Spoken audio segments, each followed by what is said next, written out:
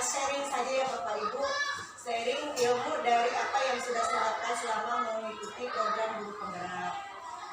Saya juga mengucapkan terima kasih kepada Bapak Ibu semua, rekan guru SD Simulasi 1 yang sudah berkenan hadir di sini, duduk bersama dalam silaturahmi dan juga barangkali dalam rangka sharing ilmu tentang budaya positif di sekolah. Saya awali dengan bismillah.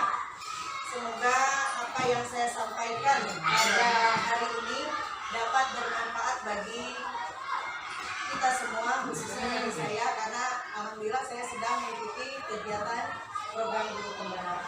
Bapak Ibu, sebetulnya program Guru Penggerak itu bukan sesuatu yang menakutkan, bukan sesuatu yang ribut tugasnya banyak. Sebetulnya alurnya sama aja. Barangkali kalau awal-awal memang kita ribet, tapi kalau sudah terbiasa dengan alur itu, insya Allah nanti lama-kelamaan akan terbiasa dan kita bisa mengikutinya secara alami. Dan barangkali yang membuat kita menjadi ribet itu barangkali manajemen waktu. Manajemen waktu antara tugas Guru Penggerak, tugas sekolah, dan tugas sebagai ibu rumah tangga. Barangkali itu saja. Nah, untuk pembahasan hari ini, materi yang akan saya sampaikan, kebetulan sebetulnya modul 1 itu sudah berakhir, sekarang kita sudah belajar modul 2. Modul 1.4 ini tentang penerapan budaya positif di sekolah.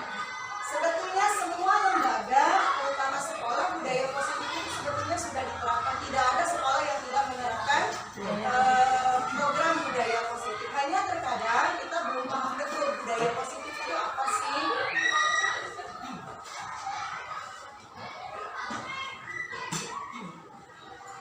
Budaya positif itu merupakan perwujudan nilai-nilai kebajikan universal yang diimplementasikan dalam bentuk kebiasaan-kebiasaan baik di sekolah.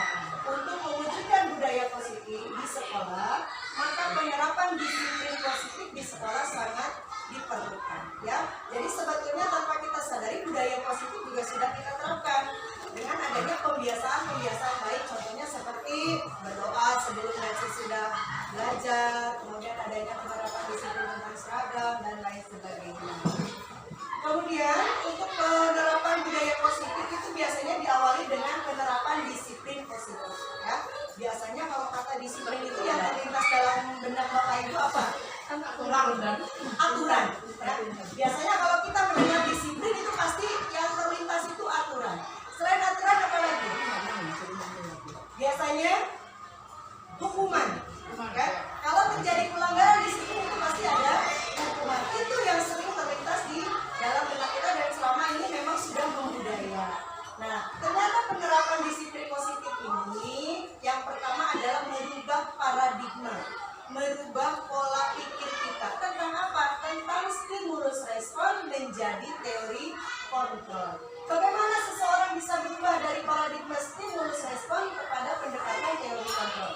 Menurut Stephen R. Covey, Principles Center Leadership 1991 mengatakan bahwa bila kita ingin membuat kemajuan perlahan, sedikit-sedikit ubahlah sikap atau perilaku Anda. Berarti di sini bisa kita garis bawahi. Berarti kalau kita ingin membawa perubahan, maka ubahlah diri kita sendiri. Berarti semuanya diawali dari diri kita, diri sendiri. Namun bila kita ingin memperbaiki cara-cara utama kita, maka kita perlu mengubah kerangka acuan kita.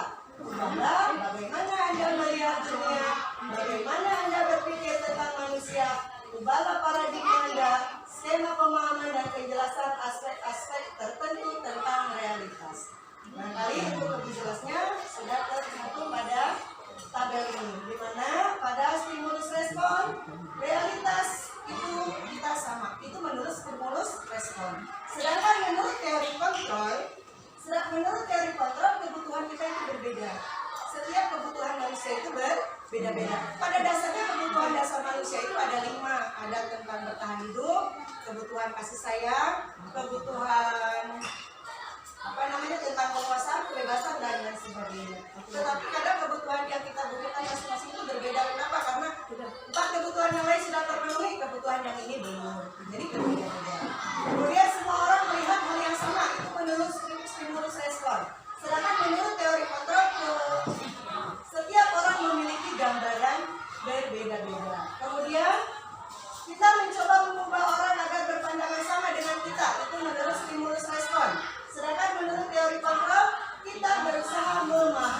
pandangan orang lain. Jadi kita tidak memaksakan orang untuk berpandangan sama dengan kita, tetapi kita harus memahami pandangan orang itu apa. Kemudian itu di skip aja ya Bapak Ibu. Sekarang coba Bapak Ibu barangkali sebagai kegiatan mengaji untuk kita lagi memahami materi, Bapak Ibu boleh saling berhadapan atau boleh tangan sendiri. Yang satu mengepal, yang satu lebih berusaha untuk membuka. Coba Bapak Ibu lakukan. Ya. Saya hitung sampai 10 ya. Bapak, kalau habis Buka. Ayo berusaha buka. buka. Ya, 1. Buka. Kalau seandainya memang Bapak ingin buka, ya buka saja. Buka.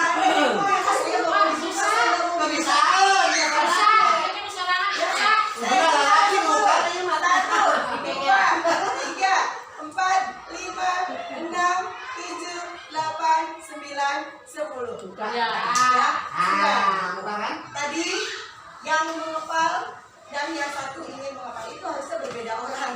Harusnya yang satu mengepal, yang satu berusaha untuk mengepal. Kamu sendirian atau Harusnya seperti itu.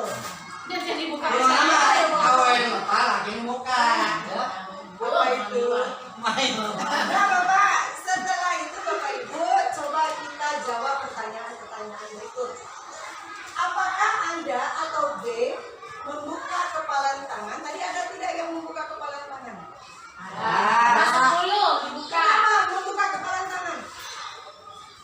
Kenapa? Kepalan tangannya terbuka kenapa? Sengaja dibuka. Karena sengaja dibuka. Betul, karena sengaja dibuka. Yang kedua, apakah Anda atau B menutup kepalan tangan Anda? Ada yang tetap tertutup? Ada. Kenapa tetap tertutup? Sekarang masuk ke poin 3. Dalam kegiatan ini, sesungguhnya siapa yang memegang kendali atau kontrol untuk membuka atau menutup kepalan? Sendiri. Semuanya ada di diri sendiri. Ya. Nah, terima kasih Bapak Ibu. Sama-sama.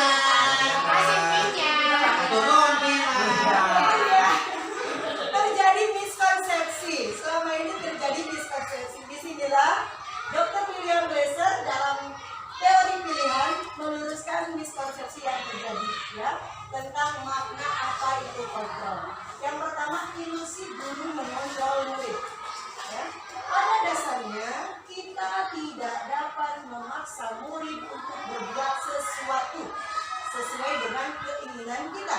Tidak bisa kita memaksa murid melakukan sesuatu sesuai dengan keinginan kita.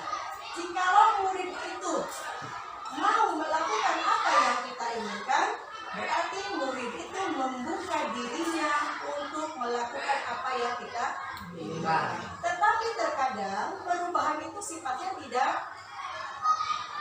lama, hanya sebentar saja, ya, karena mereka belum ada kesadaran, ya. Misalkan pada saat belajar, anak-anak jangan ribut, sebentar, tiba-tiba ribut lagi. Nah itu ya. Jadi sebetulnya kita tidak bisa memaksakan apa yang kita kehendaki kepada murid kita. Kemudian yang kedua, ilusi bahwa orang dewasa memiliki hak untuk memaksa. Ya, ini miskonsepsi yang barangkali banyak terjadi. Banyak orang dewasa yang percaya bahwa mereka memiliki tanggung jawab untuk membuat murid-murid berbuat hal-hal tertentu. Apapun yang dilakukan dapat diterima selama ada sebuah kemajuan berdasarkan sebuah pengukuran kinerja. Pada saat itu pula orang dewasa akan menyadari bahwa perilaku memaksa tidak akan efektif untuk jangka waktu panjang. Dan akhirnya sebuah hubungan permusuhan akan terbentuk. Nah, barangkali kalau contoh yang nyata ada di lingkungan keluarga ya. Barangkali ada orang tua yang punya ambisi anaknya ingin jadi tentara. Padahal anaknya nggak ingin jadi tentara. Misalkan, ayo kamu harus jadi tentara, kamu harus jadi gini-gini. Anaknya mengikuti, tapi dengan keterpaksaan. Akhirnya lama-lama akan muncul kebencian, ya, kebencian atas paksaan yang dia rasakan. Itu miskonsepsi yang terjadi selama ini. Kemudian, kita ke makna disiplin. Tadi budaya positif itu diawali dengan penerimaan positif. Makna disiplin. Disiplin itu apa? Tadi Bapak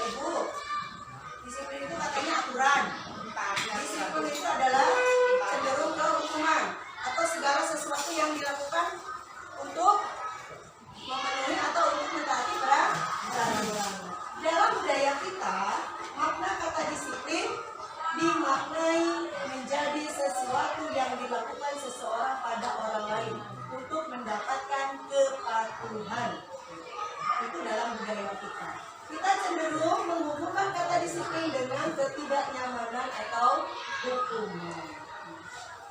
Menurut Bapak Pendidikan kita, Ki Hajar Dewantara, di mana ada kemerdekaan, disitulah harus ada disiplin yang kuat. Sungguh disiplin itu bersifat self-disiplin, yaitu kita sendiri yang mewajibkan kita dengan sekeras-kerasnya, tetapi itu sama saja. Sebab jikalau kita tidak cakap melakukan self-disiplin, wajiblah penguasa lain mendisiplinkan diri kita, dan peraturan demikian itulah harus ada di dalam suasana yang merdeka. Barangkali kalau memahami kalimat ini agak-agak riet ya. Barangkali kalau tidak salah saya menerjemahkan ini. Kalau ingin menuju kemerdekaan dalam hal pendidikan, maka syarat utamanya adalah harus ada self-disiplin atau disiplin diri. Jikapun disiplin diri itu belum juga terbentuk, maka wajiblah penguasa atau pemimpin ikut mendisiplinkan diri kita. Jadi yang paling utama adalah disiplin diri kita dulu. Disiplin dengan adanya kesadaran dari diri kita. Ya, seandainya kita tidak bisa atau tidak mempunyai self disiplin itu sendiri, maka penguasa atau pimpinan wajib untuk mendisiplinkan kita. Betul Bapak Ibu? Betul. Selanjutnya, sejalan dengan pemikiran Ki Hajar Dewantara, menurut Dian Dosen juga menyatakan bahwa arti asli dari kata disiplin ini juga berkonotasi dengan disiplin diri. Nah, jadi antara Ki Hajar Dewantara dengan Dian Dosen ini senada dengan makna dari kata disiplin itu. Jadi kata disiplin itu adalah disiplin diri. Kemudian ini sama dengan kata lain, seseorang yang memiliki disiplin diri berarti mereka bisa bertanggung jawab terhadap apa yang dilakukannya, karena mereka mendasarkan tindakan mereka pada nilai-nilai kebajikan universal.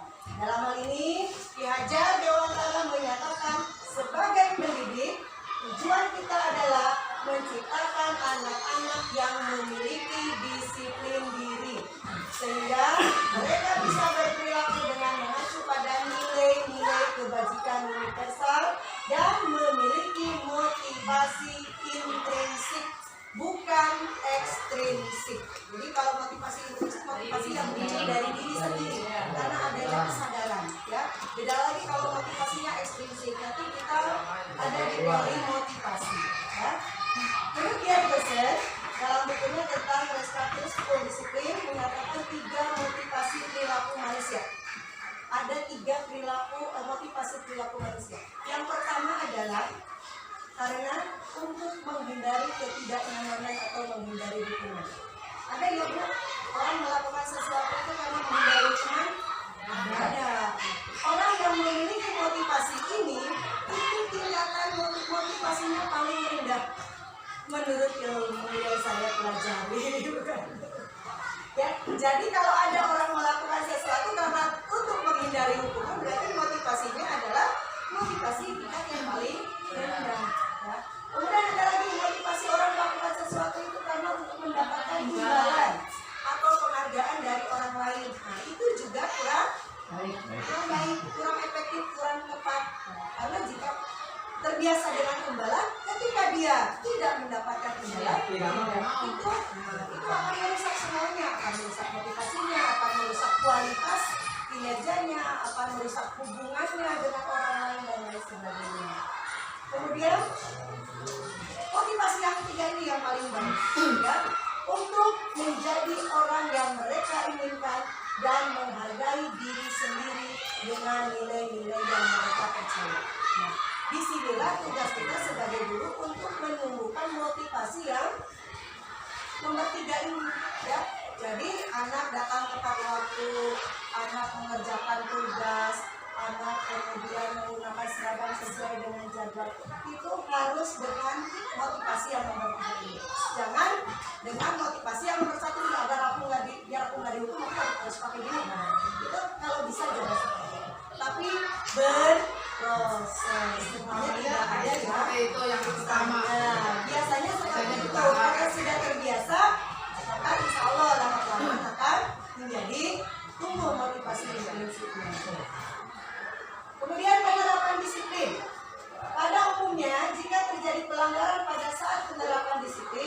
seringkali dilakukan dengan beberapa cara berikut ini. Biasanya yang pertama, kalau anak melanggar disiplin apa Bu? Mendapatkan hukuman. Kemudian ada konsekuensi. Kemudian ada restitusi. Restitusi inilah yang barangkali istilah baru ya. Istilah baru yang kita dengar. Padahal sebetulnya restitusi ini sering kita lakukan Bu. Cuma kita kadang tidak sadar, tidak tahu teorinya seperti apa. Makanya pas saya ke program guru penggerak itu bukan mempelajari sesuatu yang baru, mempelajari apa yang sudah kita terapkan. Jadi banyak merefleksi kalau di guru penggerak. Pada saat belajar budaya positif, oh begitu ya, oh begitu ya. Jadi cuma oh ternyata begini ya, oh ternyata begitu ya. Sebenarnya sudah diterapkan. Nah ini perbedaan hukuman dan konsekuensi dan restitusi. Jadi secara garis besar hukuman dan konsekuensi ini sangat tidak efektif dalam penerapan disiplin positif.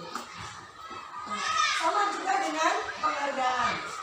Menurut Alpicon mengemukakan baik penghargaan maupun hukuman adalah cara-cara mengontrol perilaku seseorang yang menghancurkan potensi untuk pembelajaran yang sesungguhnya.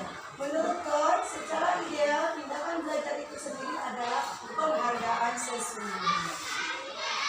Kemudian lanjut ke restitusi. Nah, restitusi ini adalah istilah baru, tetapi sebetulnya sudah sering kita lakukan.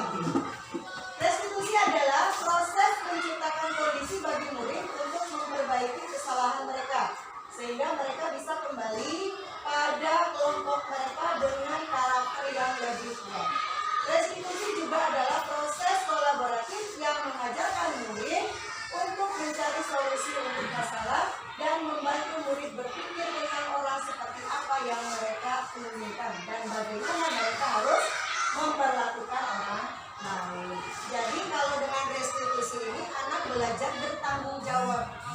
Bertanggung jawab, belajar dari kesalahan. Jadi mereka menyadari kesalahan, kemudian mereka sendiri yang berusaha untuk memperbaiki kesalahan itu sendiri. Ya. Tanpa kita campur tangan, kamu harus begini, kamu harus begini. Ya. Kemudian ini langsung aja.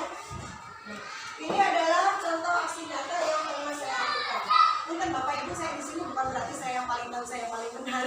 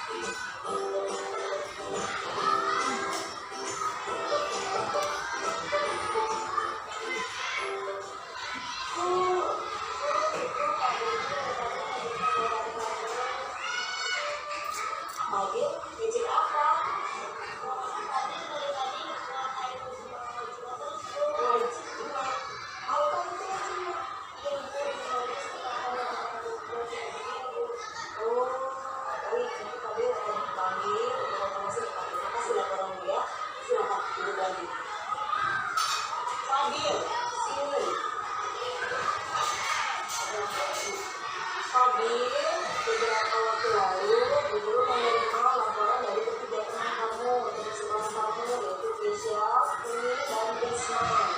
Mereka melapor karena kamu sudah menunjukkan orang mereka. Kenapa itu? Kamu meminta Kenapa saya diwajibkan dibahas? Jadi kamu harus meminta.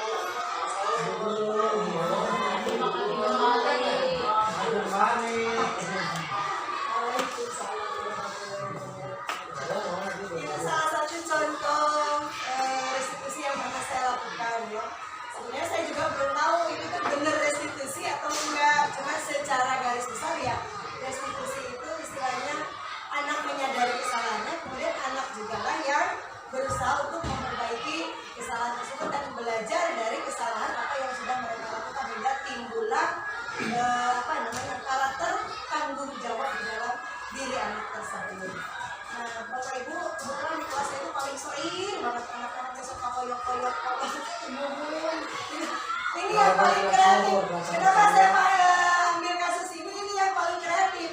Wajibah. Nah itu si Pak itu wajibah. Ya itu jadi akronim tadi. Saya heran, wajibah apa gitu. Itu tuh wajibah singkatan dari kedua orang tua kita, si seperti Keisha, Risma sama siapa tadi saya lupa. Nah, itu sebetulnya kreatif bisa menciptakan sebuah akronim, hanya saja penempatan katanya yang kurang tepat. Tapi disitulah restitusinya diterapkan. Barangkali itu ya Bapak Ibu, ada pertanyaan nggak? Nggak ada. Orang nanya. Oke, selanjutnya tadi penerapan disiplin positif juga ini yang terakhir dapat dilakukan dengan membuat keyakinan kelas. Kalau dulu sih namanya kesepakatan kelas. Pernah Bapak Ibu mendengar kesepakatan kelas? Biasanya kesepakatan kelas itu dibuat sebelum pembelajaran. Cuma sekarang namanya keyakinan kelas. Keyakinan kelas ini merupakan nilai-nilai kebajikan yang diyakini dan disepakati oleh semua warga kelas. Jadi keyakinan kelas itu bukan guru. Contohnya gimana? Nanti Bu ada videonya. Bukan guru yang membuat, bukan. Tetapi anak sendiri yang membuat nilai-nilai kebajikan. Nilai-nilai kebajikan itu nilai-nilai kebaikan, ya. Yang contohnya pada nilai-nilai pada profil pelajar Pancasila, ya. Ada hati, kemudian ada empati, ada saling tolong-menolong, saling menghargai, menjaga kebersihan, mencintai lingkungan, itu adalah nilai-nilai kebajikan universal. Jadi kalau keyakinan kelas ini sebuah nilai-nilai kebajikan yang mereka yakini. Biasanya seseorang akan lebih tergerak dan bersemangat untuk menjalankan keyakinannya daripada hanya sekedar mengikuti serangkaian peraturan tertulis tanpa makna. Ya, contohnya keyakinan saya adalah Muslim, maka saya akan menjalankan keyakinan saya dengan sepenuh hati. Nah, seperti itu. Kalau mereka sudah punya keyakinan, kelas saya harus bersih, berarti saya harus menjaga kebersihan. Itu mereka akan timbul kesadaran pada diri mereka sendiri. Komitmen, ya komitmen bisa jadi komitmen. Kemudian ini adalah contoh penerapan keyakinan kelas yang saya terapkan di kelas 6B. Itu saya awali sebetulnya dengan kelas impian. Saya buat kelas impian dulu. Kelas impian itu bukan saya yang buat, tetapi anak-anak sendiri. Sekarang coba tuliskan kelas impian kamu itu apa saja. Banyak Bu. Ada kelas impiannya pengen kelasnya bersih. Ada kelas impiannya pengen kelas yang nyaman, tidak ada yang berantem, tidak ada yang berisik. Ada AC-nya. Nah, itu saya kumpulkan ternyata 90% anak itu kelas impiannya adalah bersih. Setelah kelas impiannya sudah terbuka, baru saya masuk ke keyakinan kelas. Nah, keyakinan kelas juga bukan guru yang membuat, tapi anak sendiri. Ya. Untuk menjalankan keyakinan kelas itu memang butuh proses. Tidak ada yang instan, tidak ada yang satu hari seminggu sebulan anak langsung sadar tentang kebersihan. Enggak, tetap namanya ada proses. Kali disitulah peran guru untuk menumbuhkan self disiplin. Terima kasih. Satu lagi Pak, ini contoh penerapan yang saya lakukan di kelas.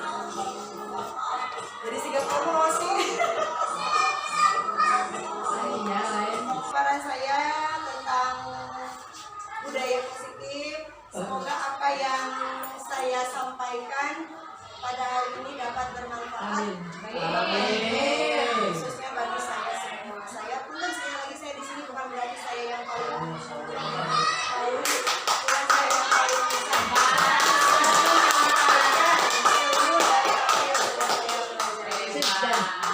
Sekali lagi saya terima kasih, mohon maaf apabila ada kesalahan karena kesempurnaan itu hanya milik kesalahan hanya milik saya pribadi.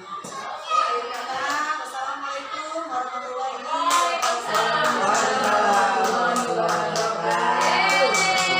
wabarakatuh.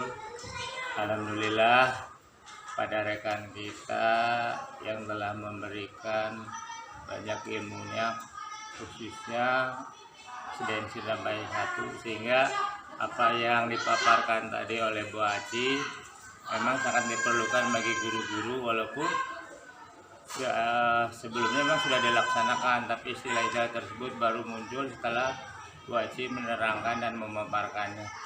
Kemudian ini bisa dilakukan atau dikembangkan lagi di kelas masing-masing sehingga semua kelas bisa menerima apa yang, terutama yang